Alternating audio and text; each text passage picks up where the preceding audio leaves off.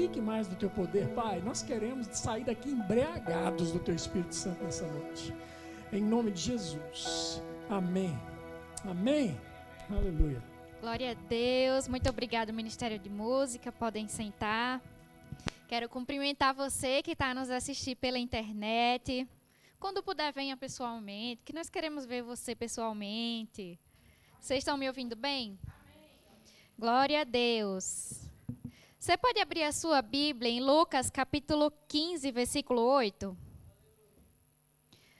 Lucas capítulo 15, versículo 8.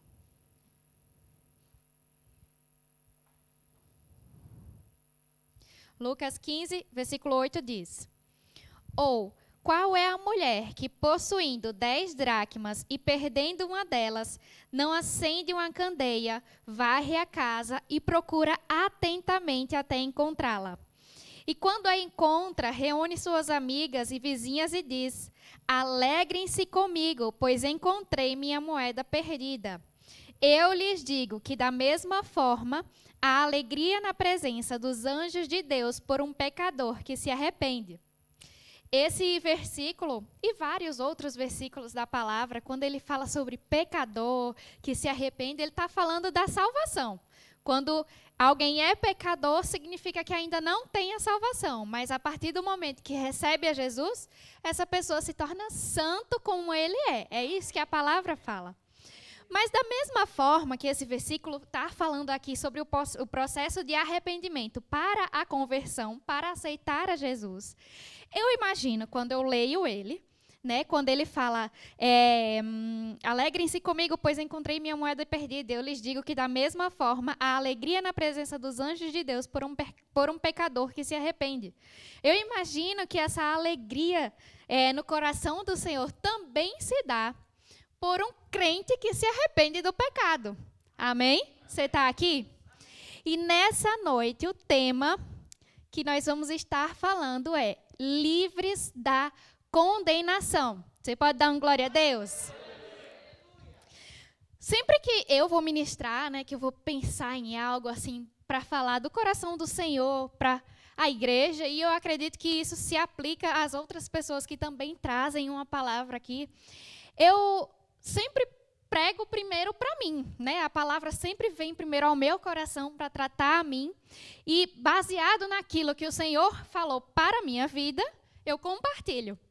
Mas aí eu estava a pensar, esses dias, né? Esse mês, de um mês ou dois para cá, que tem coisas que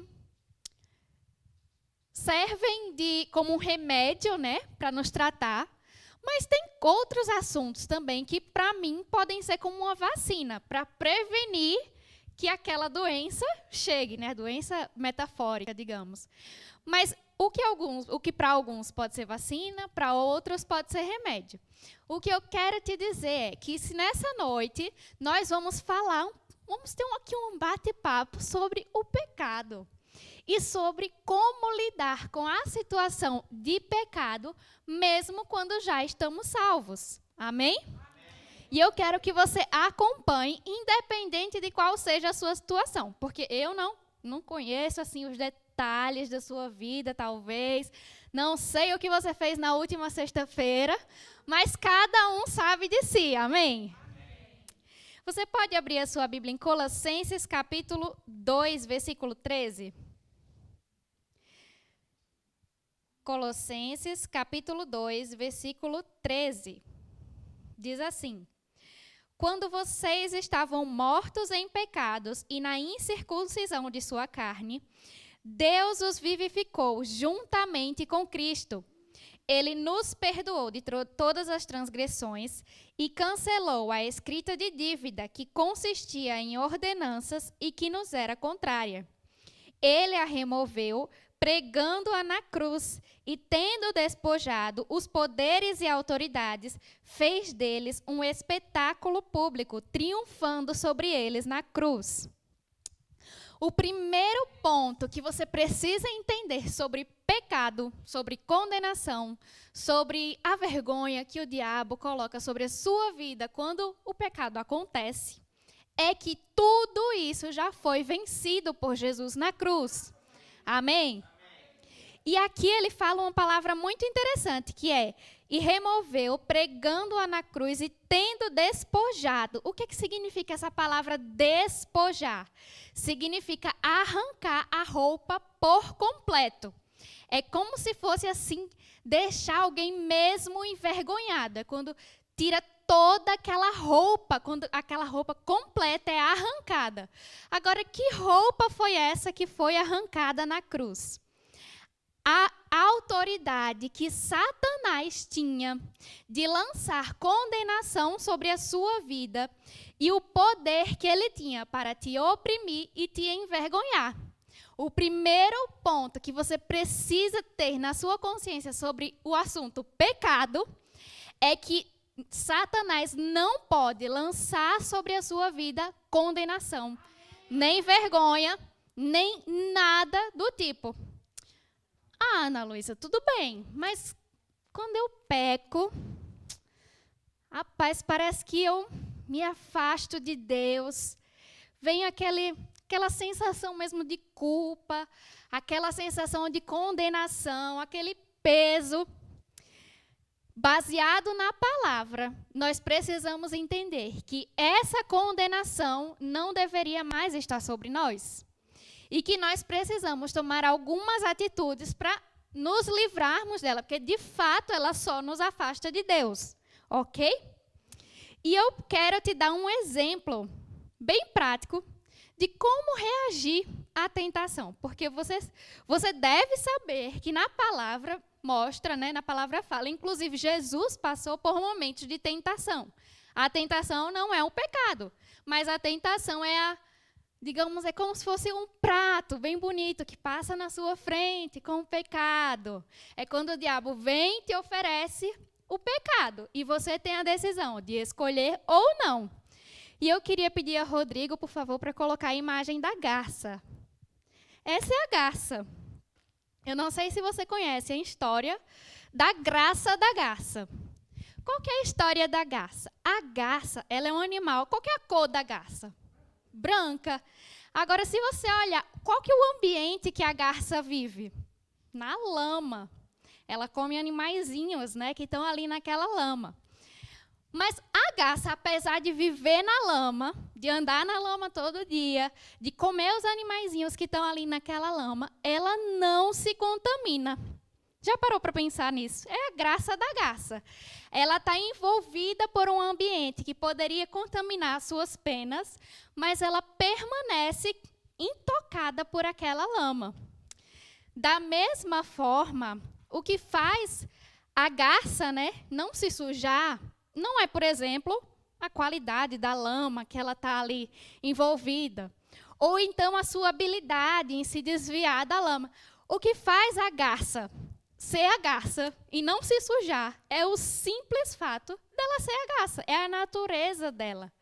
A natureza dela e o que ela é, o animal que ela é, faz com que seja inerente a ela não se contaminar. Você está acompanhando? E eu quero mostrar também outro exemplo para você. Eu queria que o Rodrigo colocasse a outra imagem, por favor. Esse aí. Alguém conhece essa cidade? Qual o palpite? Dubai. Recentemente eu tive um amigo que estava lá, e lá na nossa casa agora tem um imãzinho, né, da geladeira, do Burj Khalifa. É o prédio mais alto do mundo, como você vê aí na imagem. E eu queria perguntar aqui para alguns voluntários, eu quero que todo mundo participe, mas eu quero saber de você, o que imagina que você está ali bem naquela praça ali cercada por aqueles lagos e você está olhando para esse prédio que é o maior prédio do mundo. O que é que te admira nele? O que é que chama a sua atenção?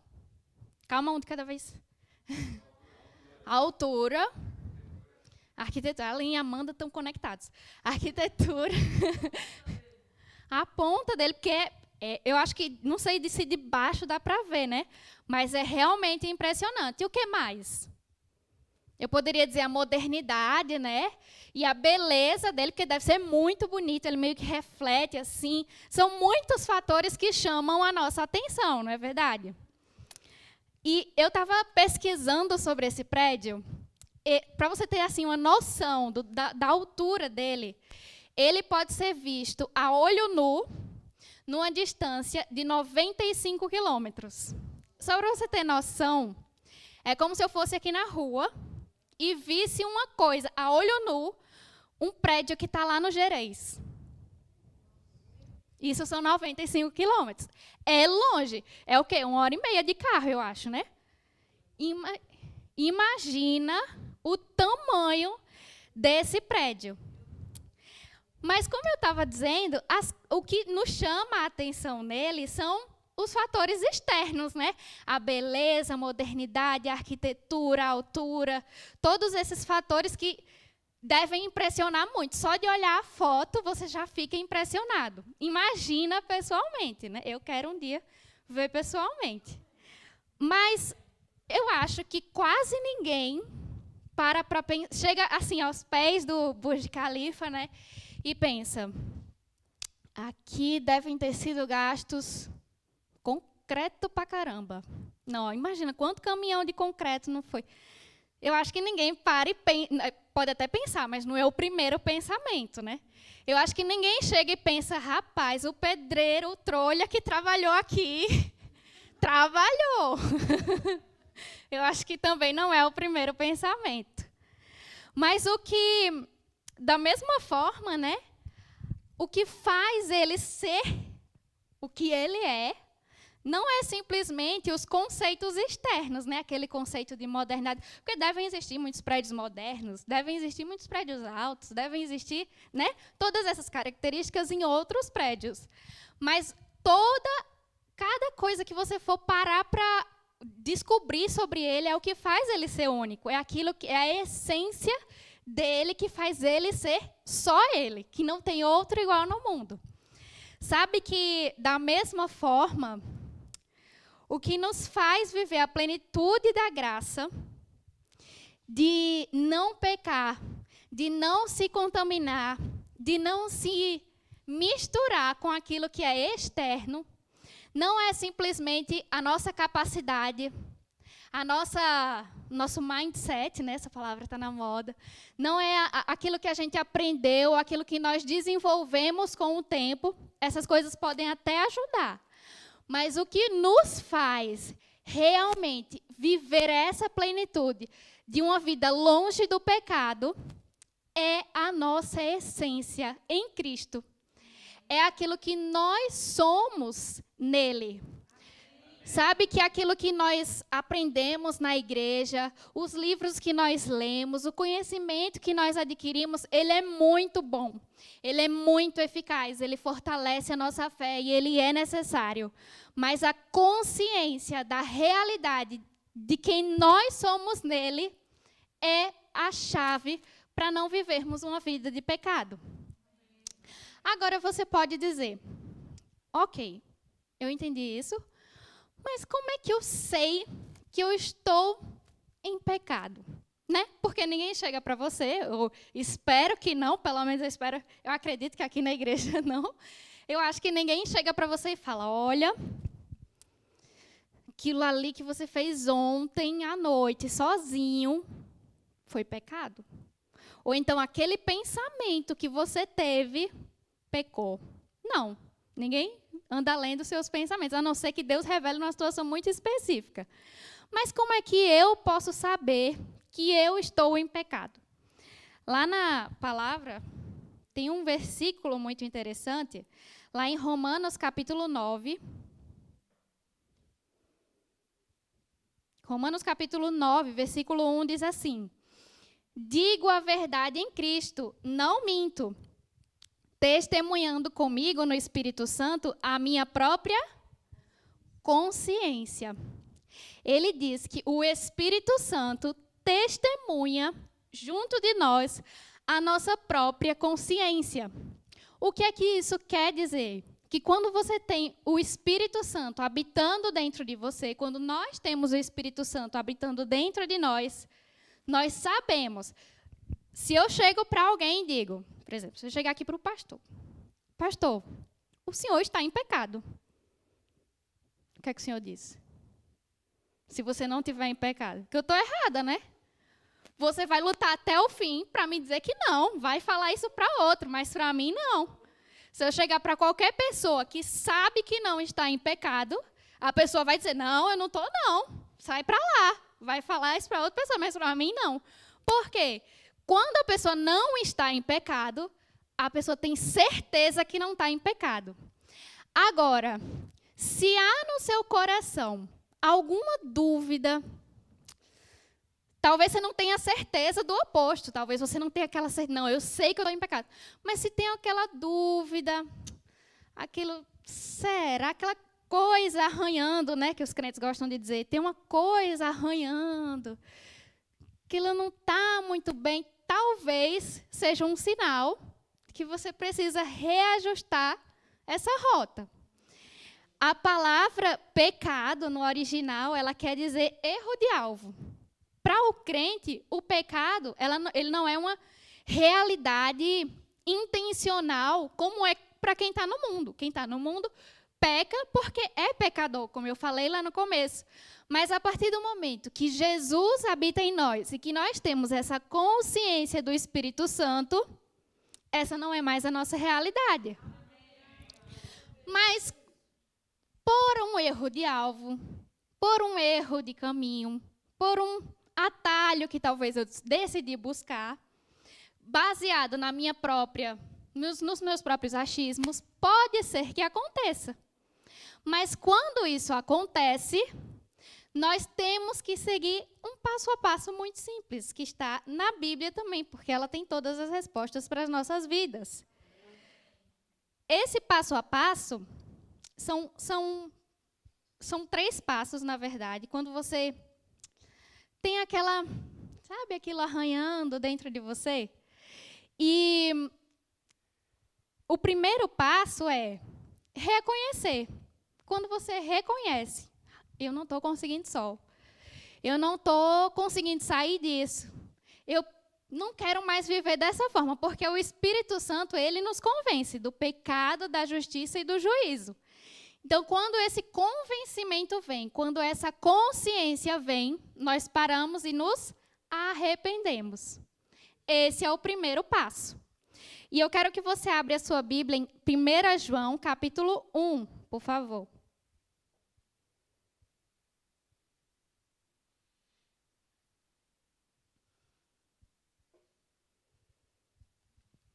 João, capítulo 1, versículo 9 diz: se confessarmos os nossos pecados, Ele é fiel e justo para perdoar os nossos pecados e nos purificar de toda injustiça. Agora eu quero deixar bem claro uma coisa. Arrependimento não é um sentimento. O arrependimento do pecado, quando você reconhece que pecou, quando você reconhece que errou, que caiu, que tropeçou e quer se consertar, muitas vezes, ou eu posso dizer todas as vezes, isso não vai ser algo natural. Não é da nossa natureza humana, não vai vir uma vontade do tipo, hoje realmente eu não quero o pecado, para quem está no pecado, né? Para quem está no pecado, é algo que dói. É algo que, às vezes, sua carne ali não vai querer. Por quê? Porque a nossa carne, ela ainda não é salva. E a nossa carne, ela quer tender para o pecado. Mas quando nós fortalecemos o nosso espírito, nós conseguimos nos arrepender através da consciência do arrependimento. Amém? E outro ponto sobre o arrependimento é que, quando eu considero o meu pecado grande demais, ou algo grande mesmo a palavra, algo difícil demais para que ele seja perdoado, quando você para e pensa, não, no caso daquela pessoa, ou então naquela outra situação, ou naquele pecado passado que eu cometi, ele até era ok de ser perdoado, mas eu pequei de novo. eu pequei mais uma vez, eu pequei 100 vezes e eu não mereço mais ser perdoado. Quando você pensa dessa forma, você está dizendo com as suas próprias atitudes que o sacrifício de Cristo, ele não foi suficiente para levar os seus pecados. E nós não podemos pensar dessa forma. E o segundo ponto, o segundo passo para viver uma vida livre do pecado é pedir ajuda de Deus e de uma autoridade espiritual. Lá em Tiago, capítulo 5, versículo 16, eu quero que você abra, por favor. Tiago 5, 16.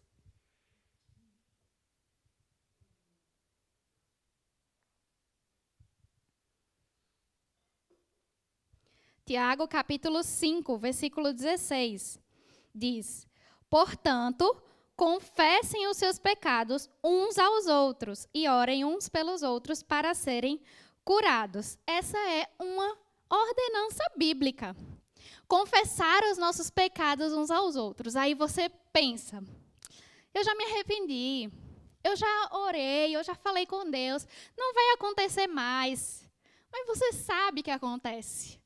Você sabe que quando é você sozinho, muitas vezes com a força do seu braço, tentando lutar contra aquilo que tem te prendido, é mais difícil. E por que que a Bíblia recomenda que nós confessemos os nossos pecados uns aos outros? Porque é melhor serem dois do que um. É mais, não vou dizer que é fácil, porque muitas vezes realmente não é fácil, mas é menos difícil quando alguém espiritualmente mais maduro que você pode pegar pela sua mão e dizer, vamos juntos, eu estou com você. Você não vai cair, eu estou aqui. E esse acompanhamento é algo magnífico que só acontece em um lugar, chamado igreja. É por isso que nós precisamos da comunhão uns com os outros. E eu quero te dar uma notícia muito boa para você que congrega nessa igreja, que eu acho que é o caso de todos. Mas para você que congrega nessa igreja, você não é uma ovelha sem pastor. Glória a Deus por isso. Você tem uma cobertura espiritual na sua vida. E deixa eu te dizer, nessa situação, caso você esteja precisando confessar os seus pecados, caso você esteja precisando compartilhar uma dificuldade ou algo que tem te paralisado, o seu pastor não é o seu juiz. Olha que coisa boa. Graças a Deus. O seu pastor, ele não está aqui para dizer, olha, esse daí é grande demais para você congregar aqui com a gente. Não. Glória a Deus. Pode, esse é o trabalho dele. Pode seguir adiante, amém? E o terceiro passo, eu gostaria de chamar o Ministério de Música. E o terceiro passo, para que você consiga viver uma vida longe do pecado, deixar para trás aquilo que tem te prendido nesse sentido, é mudar a rota. Depois que você se arrepende e confessa os seus pecados, o que é que precisa ser feito? É mudar a direção. Teve o erro de alvo, teve o tropeço, ele aconteceu, pronto. Levanta com a ajuda de alguém e agora vamos mudar o caminho. Abra a sua Bíblia, por favor, em Romanos, capítulo 12, versículo 2. Romanos, capítulo 12, versículo 2 diz: não se amoldem ao padrão desse mundo, mas transformem-se pela renovação da sua mente, para que sejam capazes de experimentar e comprovar a boa, agradável e perfeita vontade de Deus. Como eu falei, eu não conheço a sua situação, eu não sei da sua vida, eu não sei o que você fez de bom, às vezes a gente fica sabendo, né? Mas o que você fez de errado eu nem não sei, não quero saber.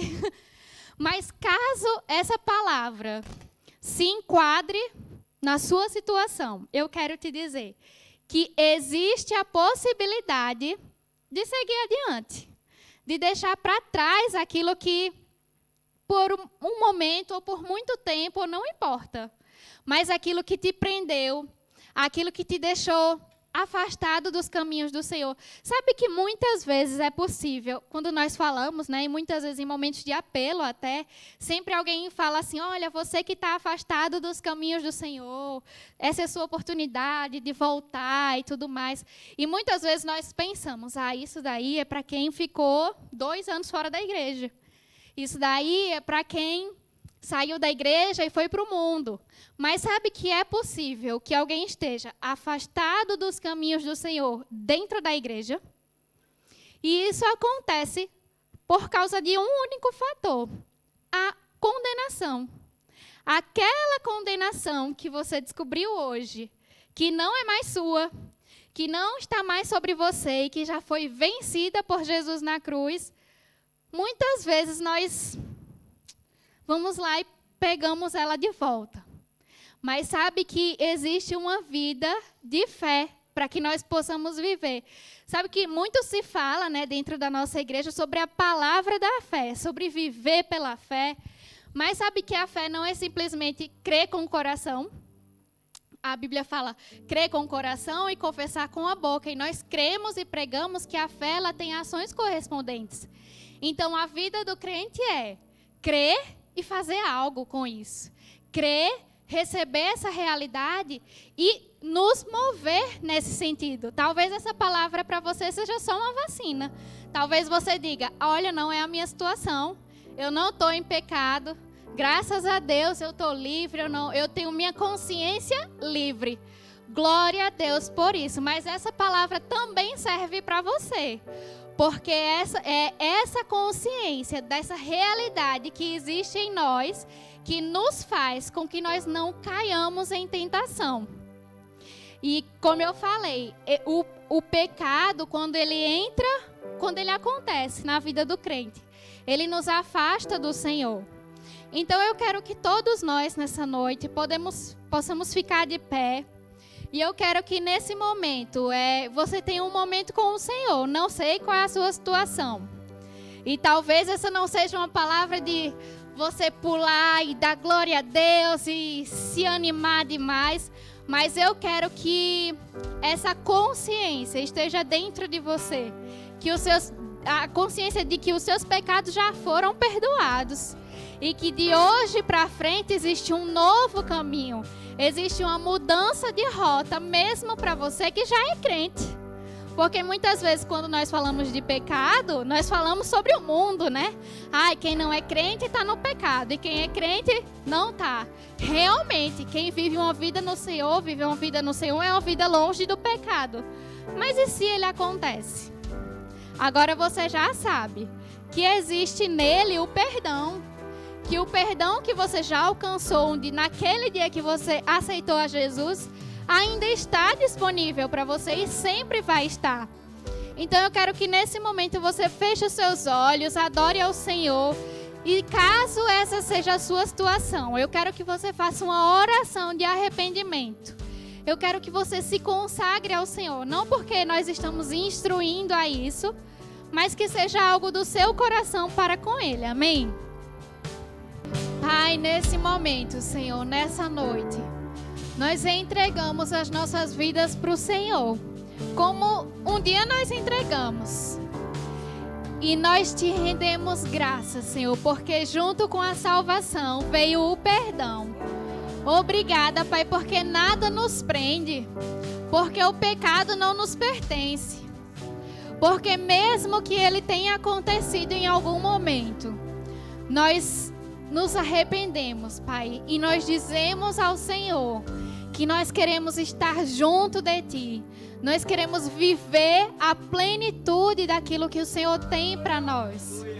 Pai, nós não nos orgulhamos do que talvez fizemos, mas nós dizemos ao Senhor que essa não é a nossa vida, essa não é a nossa natureza, essa não é a realidade do Senhor que está dentro de nós. E nós te pedimos, Senhor, que a sua graça e que o seu perdão, que um dia nos alcançaram, sejam reavivados dentro de nós, Pai. Nós te pedimos, Espírito Santo, ajuda. Nós reconhecemos que não somos independentes. Nós reconhecemos que precisamos do teu auxílio. E nessa noite, eu não sei a situação de ninguém aqui, mas junto com os meus irmãos, nós pedimos perdão ao Senhor por erros de alvo, por talvez termos nos afastado. E nós nos comprometemos em voltar aos teus caminhos, Pai. Em nome de Jesus. Amém. Caso você tenha ouvido essa palavra, eu não sei se você está em casa ou aqui, mas caso a sua situação seja de alguém que não teve a oportunidade de se arrepender uma primeira vez, talvez você tenha dito, olha, eu ainda me sinto pecador. Se eu morresse hoje, eu não sabia para onde eu iria. Ou talvez eu não tenho certeza da minha salvação e eu não quero mais viver uma vida no pecado. Eu quero que nessa noite eu vou dar a oportunidade de você fazer uma oração, que é a oração de salvação. Eu não conheço alguns aqui, mas eu vou fazer essa oração e você pode repetir caso seja a sua situação. Todos podem repetir. E se você está em casa e também quer fazer essa oração, saiba que você pode também fazer de casa. E eu quero que você repita comigo. Senhor Jesus, eu me arrependo dos meus pecados. E eu reconheço que o Senhor morreu por mim. E ressuscitou. E me curou. E me salvou. E eu entrego a minha vida a Ti. Em nome de Jesus. Amém. Teve alguém aqui que fez essa oração pela primeira vez? Alguém que ainda não tinha feito essa oração antes? Glória a Deus, todos salvos. Se você está em casa assistindo essa palavra e foi a sua situação, foi a primeira vez que você fez essa oração, eu quero que você deixe o seu nome aí nos comentários, o seu contato, para que nós possamos falar com você, tirar suas dúvidas, amém? E eu quero também nessa noite saber se nós temos aqui alguém que precisa de oração por cura. Temos alguém aqui precisando de alguma oração por cura?